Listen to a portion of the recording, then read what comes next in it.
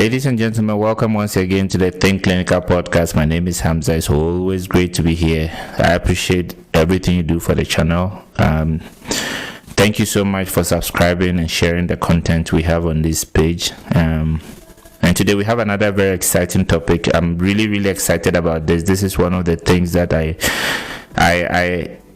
it's really shaped the way I think about business and how I approach every single business idea that I've had and I've probably implemented. So this is a big principle and a big lesson I learned from Simon Sinek's book, which is Start With Why. And one of the concepts he clearly explained was the concept of the golden circle. And today's episode, I just wanted to share with you how important this concept is as far as your journey as a doctorpreneur is concerned, and how that applies to everything that you do. So in this book, and in a lot of his TEDx talks, he's been very clear on what goes into the golden circle, and he draws these as three concentric circles that defines what you do, how you do what you do, and why you do it. And why you do what you do is the core of that circle.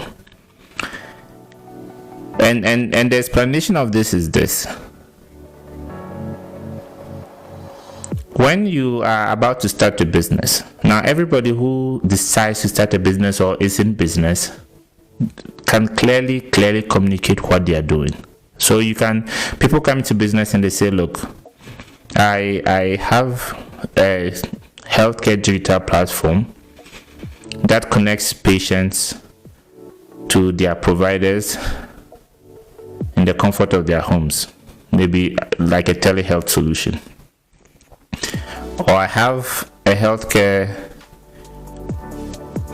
facility that offers state-of-the-art cardiology services and life-saving cardiology procedures. You know what you're doing. Or I have a healthcare database that collects information about all the healthcare providers in an area and puts them online to make them accessible to what people would see. That's what you do.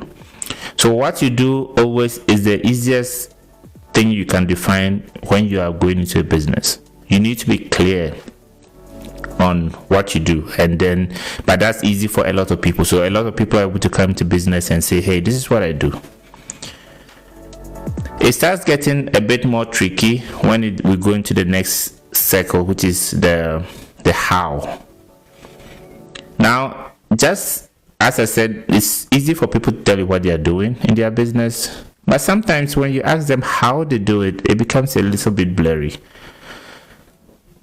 Some people are very clear on it because they probably conceptualize the idea themselves. They run it through the whole system of validation. They ask themselves all the difficult questions. They were able to figure it out.